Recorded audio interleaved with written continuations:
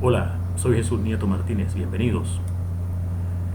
Voy a comenzar un nuevo curso o una nueva serie de videos que voy a llamar Entender la matemática. Vamos a estudiar los conceptos del cálculo diferencial, del cálculo integral, del álgebra, de la geometría analítica, etcétera, con sus fundamentos. Vamos a estudiar matemáticas basadas en la teoría de conjuntos. Para eso voy a utilizar los libros de el profesor Carlos Iborra, quizá lo conozca. En la descripción del video voy a dejarte el enlace de la página del profesor Carlos Iborra. Tú, una vez que estés allí, pinchas aquí en libros y vas a ver toda una lista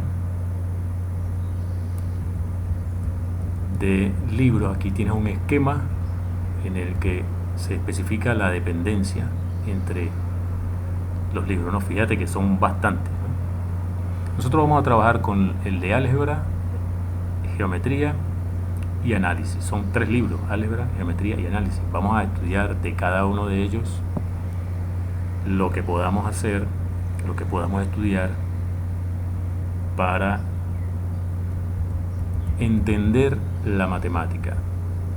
Aquí en la página puedes ver una descripción de cada uno de los libros. Por aquí está la descripción de los libros de álgebra, geometría y análisis matemático. Del libro de álgebra nos interesa todo lo que vamos a necesitar para darle un fundamento a la geometría analítica. El libro de geometría para definir todos los conceptos de la matemática moderna, todos los que podamos, por supuesto, pero que en cualquier curso en la universidad o en la escuela se dan por sentado, se dan por sabidos o se eluden. Se eluden, por ejemplo, como cuando se hace la definición de las funciones trigonométricas como series de potencia. Esa es una manera de definirlo, pero cuando ya uno cuenta con el cálculo diferencial, con el cálculo integral. Este libro de geometría te da los fundamentos suficientes para hacerlo, para definir, por ejemplo, las funciones trigonométricas sin necesidad de pasar por las series de potencia. Y en el libro de análisis vamos a enfatizar la importancia de este libro de análisis. Está en que los números reales se construyen. No se da por sentado que tenemos un conjunto de números con 2 operaciones y un orden que satisface ciertas propiedades, que tienen ciertas características que hacen de ese conjunto un cuerpo ordenado que tiene la propiedad o que satisface el axioma del supremo. No vamos a darlo por sentado, sino que vamos a construirlo. Vamos a construir los números, comenzando por los números naturales, pasando por los números enteros, los racionales, hasta llegar a los números reales. Álgebra, geometría y análisis. Si tienes la oportunidad, te invito a que visites la página del profesor Carlos Iborra y descargues esos libros.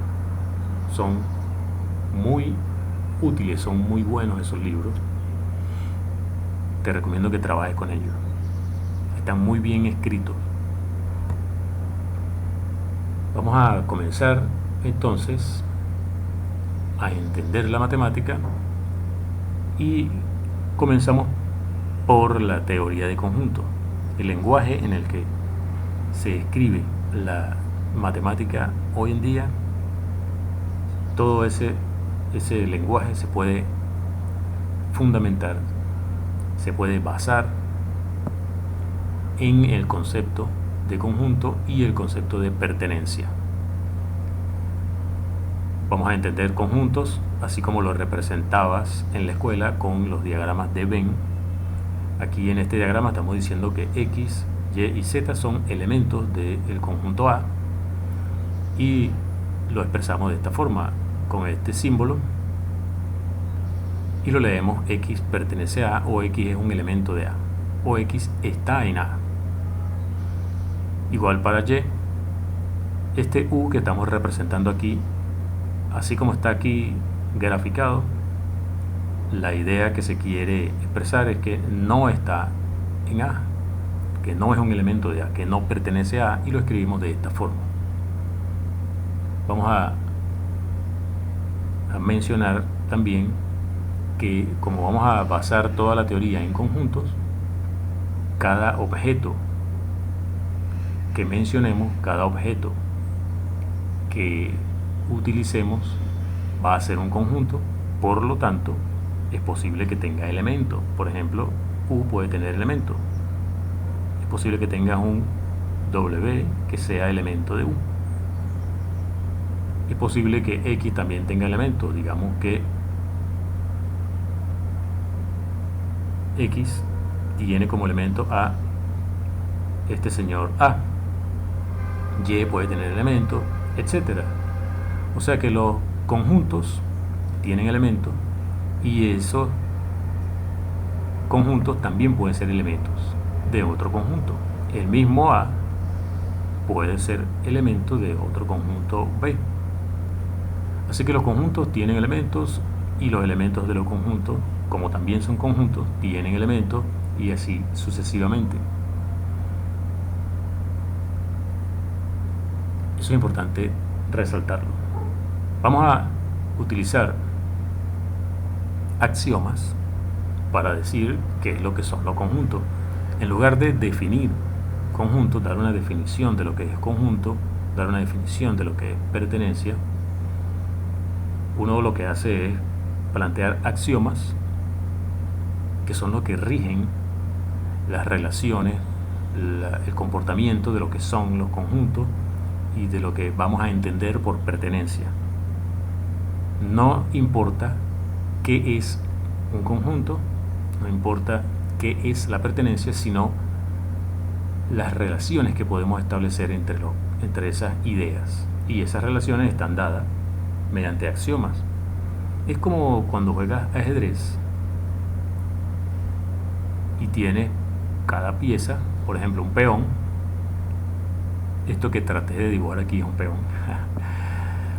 ¿Qué es un peón? No importa lo que sea un peón, lo que importa es que los movimientos son de un paso o dos si es el primer paso, y son siempre hacia adelante, y para tomar una pieza es en diagonal.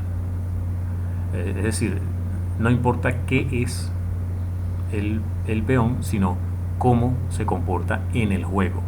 Se mueve hacia adelante, sirve para coronar, etc.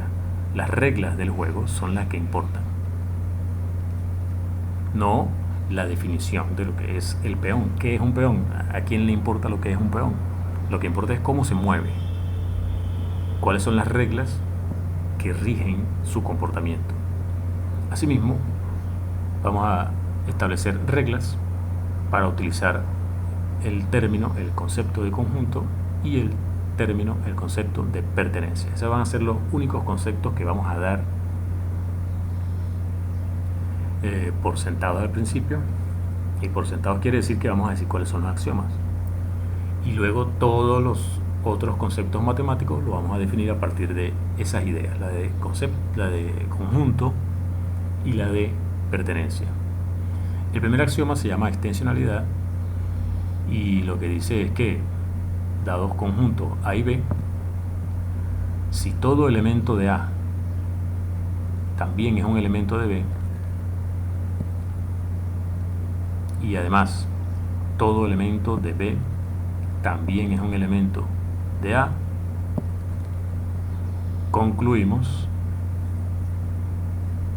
que A y B son el mismo conjunto. Si todo elemento de A es elemento de B y todo elemento de B es elemento de A, entonces A y B son la misma cosa, son el mismo objeto, son el mismo conjunto. Esto lo que quiere decir es que un conjunto está determinado de forma única por sus elementos. Los dos conjuntos son iguales si tienen los mismos elementos. O dicho de una mejor manera, lo que distingue un conjunto de otro es que si en un conjunto, en uno de ellos, hay un elemento que no está en el otro, entonces son distintos los conjuntos. Eso es lo que quiere decir extensionalidad. Dos conjuntos son distintos si uno de ellos tiene un elemento que no lo tiene el otro. Esto se puede expresar, vamos a aprovechar de una vez para introducir la notación que tú debes conocer, esta primera idea que está acá. Todo elemento de A es un elemento de B, se escribe con el símbolo de contención de esta forma y se dice que A está contenido en B, o que A es un subconjunto de B, o que B contiene a A. Esta otra idea es todo elemento de B es un elemento de A. Se resume de esta forma: B es un subconjunto de A. El axioma de extensionalidad en estos términos dice entonces que si A es un subconjunto de B y B es un subconjunto de A, entonces A y B son iguales. Eso dice el axioma de extensionalidad. Los conjuntos son iguales, quiere decir que uno está contenido en el otro. Las negaciones de esta notación, cuando escribimos si X es un conjunto y Y es un conjunto, si escribimos esto, quiere decir que X no está contenido en Y. Es decir, hay al menos un elemento de X, hay un A que está en X, pero ese mismo A no está en Y. Esa es la negación de la contención. Hay al menos un elemento en X que no es un elemento de Y. Y si tenemos otro conjunto Z, digamos, cuando escribimos así, estamos diciendo que todo elemento de Y es un elemento de Z, pero hay elementos de Z que no son elementos de Y. Gráficamente, digamos que esto es Y y esto es Z. En este gráfico, todo lo que está aquí son los elementos de Y, son elementos de Z, pero hay elementos de Z que no son elementos de Y. El Y está propiamente contenido en Z. Esto sería contención propia. Esto sería la negación de la contención. Y esto es simplemente la contención. Otra observación importante es que evidentemente todo conjunto está contenido en sí mismo. Todo elemento de A es un elemento de A. Y vale lo siguiente: si A está contenido en B y B está contenido en D, entonces A también está contenido ¿en quién? Ya debe estar diciéndolo. Si A está contenido en B y B está contenido en D, perdón, entonces A también está contenido en D. Estas son observaciones que se pueden hacer directamente a partir de el significado de la notación. Surge inmediatamente la siguiente tentación. Estamos haciendo teoría de conjuntos, entonces, ¿cómo hacemos para definir conjuntos? Bueno, si uno tiene una propiedad P, una propiedad, no vamos a entrar en detalles del tipo definir lo que es una propiedad, porque eso sería entrar en todo el tecnicismo que requiere la lógica matemática, y entonces eso nos va a llevar mucho más tiempo del que ya nos va a llevar este proyecto. Vamos a conformarnos con que las propiedades que vamos a considerar aquí deben estar definidas en términos de conjuntos del objeto. del concepto de conjunto y del concepto de pertenencia.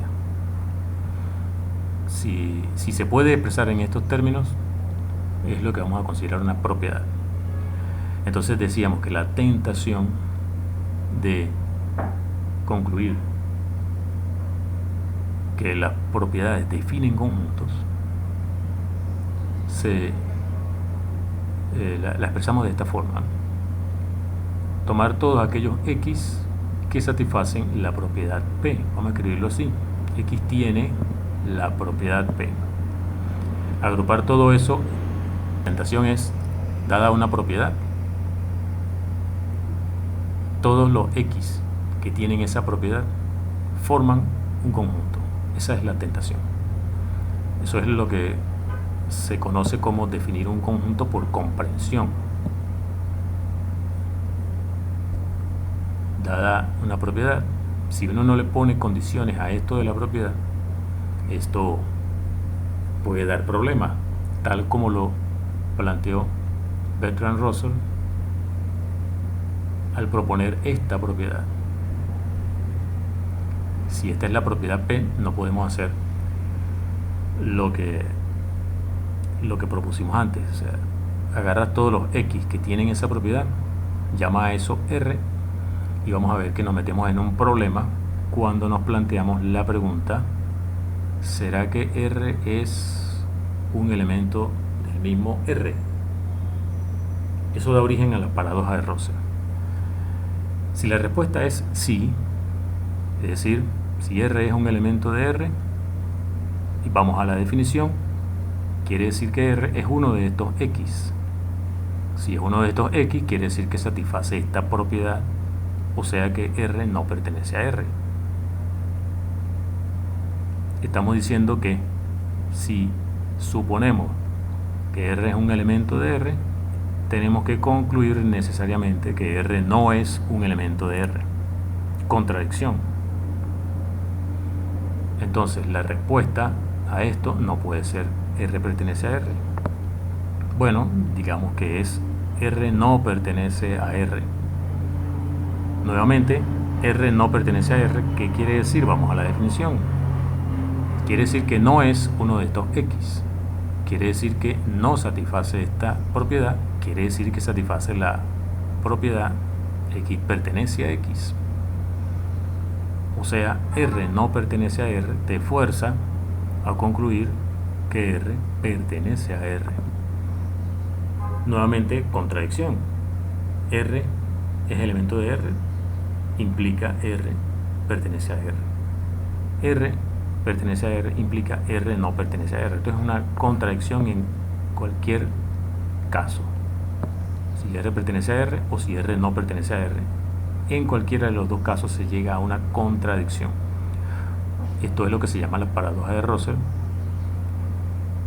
Para resolverla se propuso un axioma, lo propuso Zermelo, pero eso vamos a dejarlo para el próximo video. En ese video vamos a ver cuál es el axioma que propuso Zermelo para resolver, entre otras cosas, este problema que se plantea al tratar de definir conjuntos mediante propiedades, la paradoja de Russell. Soy Jesús Nieto Martínez. Vamos a vernos en el siguiente video.